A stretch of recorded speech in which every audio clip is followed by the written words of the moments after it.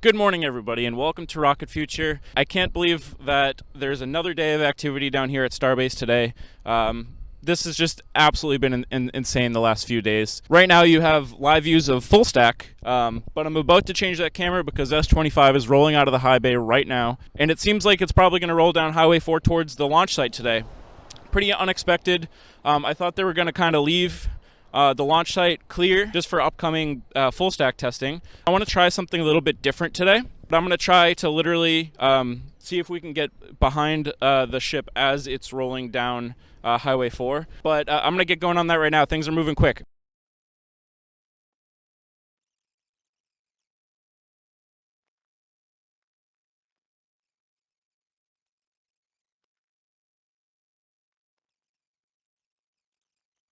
All right, at this point forward, I am driving, so I'm not going to be looking at any comments or anything along those lines. Right now, we're moving about, I want to say 2 miles an hour.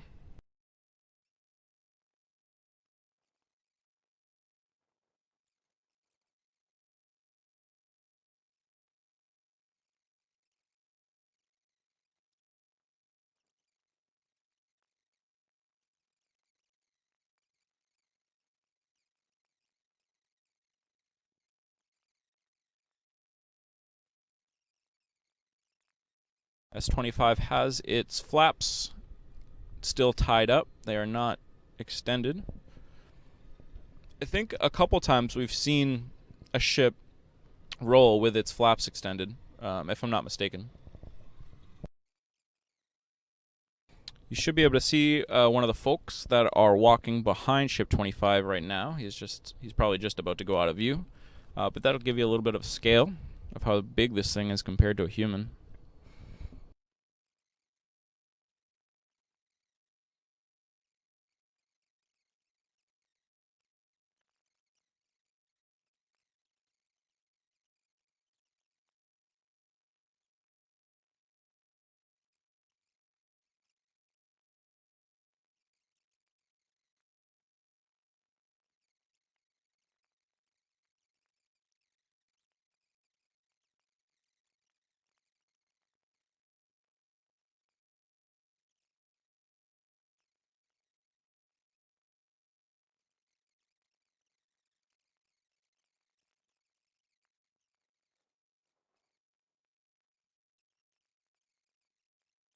All right, I am now out of park, so we are no longer looking at chat.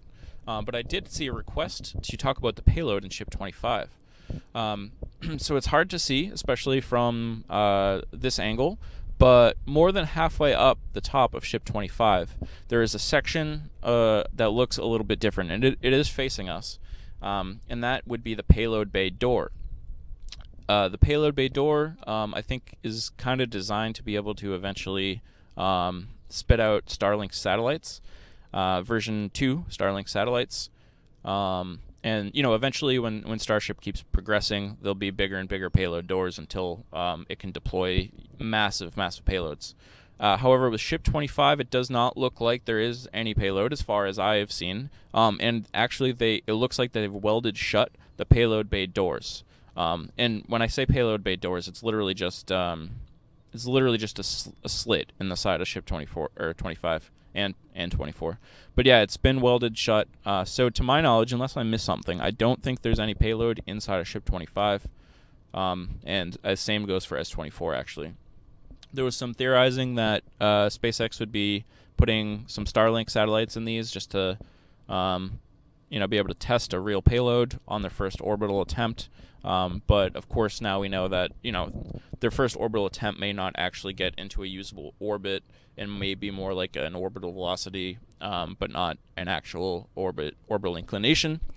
So no real payloads for S24 or S25 based on what I know.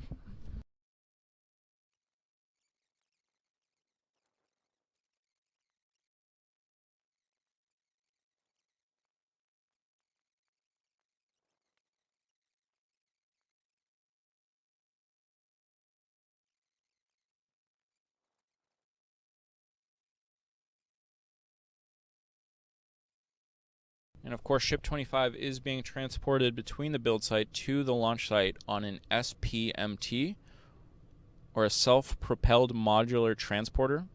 This is basically a giant, think of like a giant flatbed truck with dozens and dozens of wheels. And the wheels turn independently. So when it's turning in a tight space, rather than just the front wheels turning, all of the wheels turn to be able to make the turn. Definitely like kind of zero radius turn type of stuff.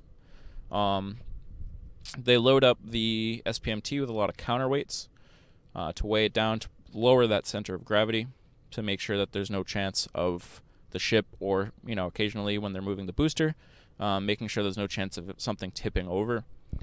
Of course, these are very large, very heavy vehicles, but when they're empty, you may be able to kind of get an idea of what it's like to roll one of these things down the road. If you think of like a tall can, like a tall beer can or a tall Red Bull can, and holding that from the bottom, as long as you have a really good grip on the bottom while it's empty, it's not too hard to keep it upright. Obviously, that's oversimplification, but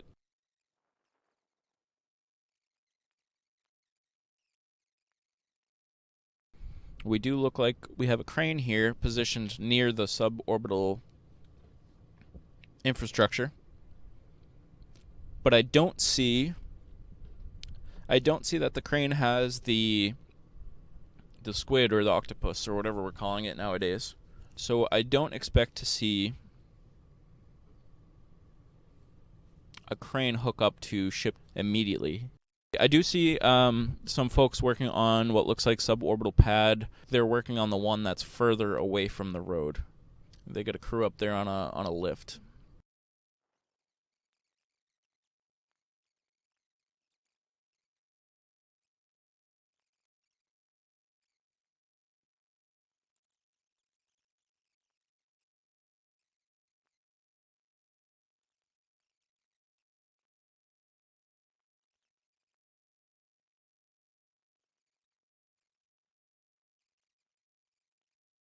It was my friend Dave's birthday here last night. One of us, a very good friend of ours now, made Dave an absolutely amazing Starship cake. The bottom of it was this big ring that represented the orbital launch mount. And then on top of the orbital launch mount was Starship, fully stacked out of, I think it was 12 or 15 donuts, and wrapped in foil. And at one point, it was cut in half, stage separation, and it was pretty crazy. We almost lit the place on fire accidentally, but all is good. Dave says sun looks awesome behind the stack. It does, doesn't it? I'm still in park, so I will do a quick pan so you can see what's going on behind me.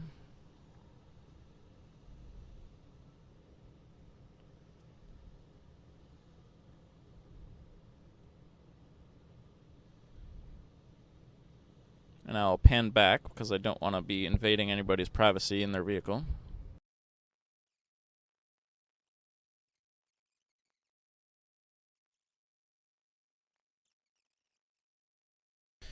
So that was awesome. Thanks everybody for hanging out. My name is Andrew and this is Rocket Future. Today we're bringing you live views from Starbase down here at Boca Chica, Texas. We're at the launch site right now.